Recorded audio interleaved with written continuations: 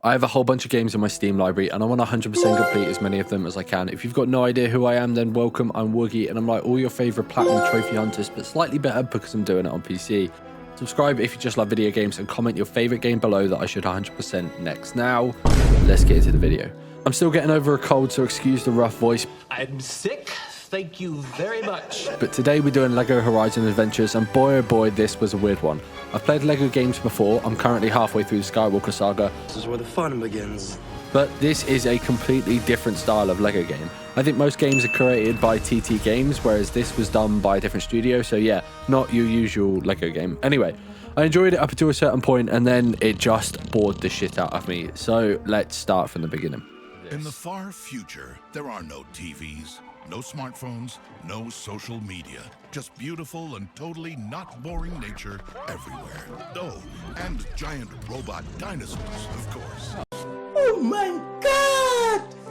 Wow! The game goes through a similar storyline to the proper Horizon Zero Dawn game, but toned down a lot for the LEGO style. You start off with a prologue and basically just learn how to do stuff in the game. You go through the tutorial mission, fire your bird a few times, and then get the first achievement for finishing the prologue. Too early to celebrate. Complete the prologue. We then get to Mother's Heart, which is the main hub of the game and where you start all of your missions from. The next few missions are pretty simple. I mean, the whole game is pretty simple if I'm honest, but we get our first golden brick, we find the first tool neck, and then unlock the next playable character, which is Val. Hello there. After going through what's basically the same mission over and over again to rescue the hostages, we finally complete all of the Sacred Lands missions to get another achievement. Another one. Now, I understand this is a LEGO game, but man, almost every single mission and area is just the same thing over and over again. It got incredibly boring. The only thing that kept me going is making this video, and I did enjoy the art style. It was kind of cool, I guess. Otherwise, I really wouldn't have continued playing this game. Continuing on through the story, we get an achievement for unlocking all playable characters, which was completely pointless because I had no reason to use any other characters throughout my playthrough until the very end. Saying that, I did try and use Tersa for this first cauldron, and she was just rubbish. I mean, she throws chicken bombs out of her basket, like, what the But we did get through the cauldron with her, so that's another achievement. Oh yeah, the game has this upgrade system where you can buy upgrades like more XP and the cauldrons do more damage and just more damage for your bow and that sort of thing. So we got an achievement for getting 10 upgrades. There were some cool moments like the sawtooth fight that actually gave me a bit of trouble and I died a few times. But once I stopped being an idiot about it, I easily defeated it and completed the rainforest missions. So once you've completed all the missions for an area, you can then unlock Apex machine hunts, which are just you go into that area and you kill one of the Apex machines. That's it. So it's basically just an XP grind. And you unlock red bricks for it. But I don't actually know what the purpose of the red bricks were for. Like, there wasn't anything you can unlock or do anything with it. So I guess it was just for XP and an achievement once I got all 3 different cauldrons. Time to complete 3 different cauldrons. So next stop was the desert, and right off the bat we ran into the weird trader guy who's just in between levels. Basically he has 3 different chests and they give you either a gadget or a weapon upgrade. Because we'd already seen him in the other missions, we now got the achievement for discovering all gadgets and all weapons. Hurrah! Woohoo! Carrying on through, we discover another tool neck in the area, which gets us our 14th achievement out of 23, and we battle against this cool looking machine crocodile called a Snapmaw. Defeating this Snapmaw and then watching the cutscene meant we defeated the game's bad guy, Helis, which we got an achievement for. So that took our total to 15.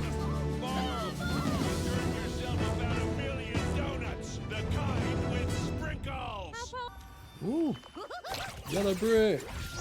Completely drawing out Helis. At this point, I took a moment to stop and do some of the community board challenges that are available. These reward you with yellow bricks, and there are 100 yellow bricks throughout the game.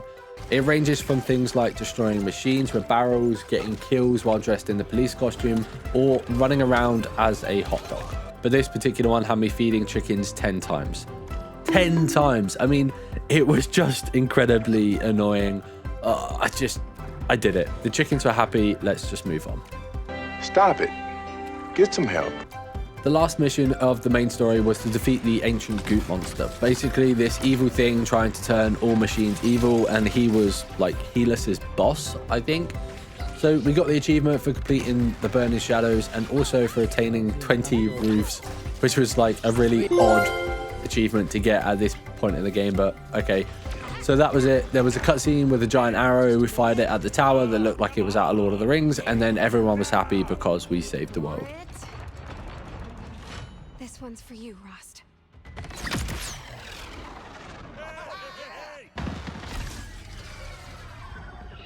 It's not gonna make it. Oh no. Oh no. Oh no! Oh no.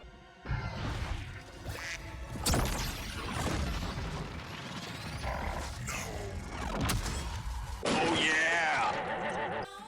Now the grind begins, and this is the part of the video which should be half of the video because it was half of the 13+ hours of footage that I got for this game, but I'm not going to make you suffer through all of that. Okay.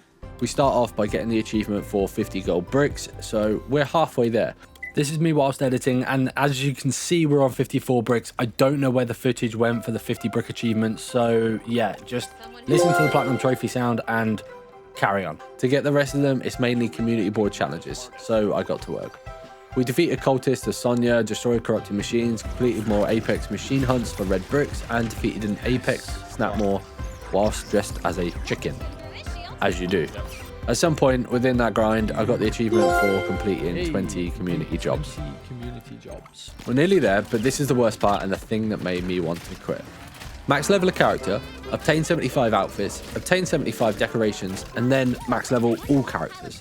Now, we've completed the game, and we haven't even maxed out a single character. Okay, we did one mission with one other character, but still. So that means we've got to go back and redo these expedition things, which are basically you can go into any of the mission areas and just go through it as you would a normal mission. And then we have to do that over and over again until every single character is max level. Trust me, it was not fun. Whilst doing that, I collected studs, I purchased all the outfits and decorations that were needed, and a quick tip, if you want to do this yourself, which I do not recommend, No, God! No, God, please, no! turn on invincibility and then plug in a second controller so you're leveling up 2 characters at once. It makes things easier. It's a bit janky, but honestly, it made things so much quicker. Yes. I'm so done. And the final thing I did was just to make sure I purchased every customization, which was weird because 75 outfits got the achievement, but there were more to actually get. So I just made sure to get all of those.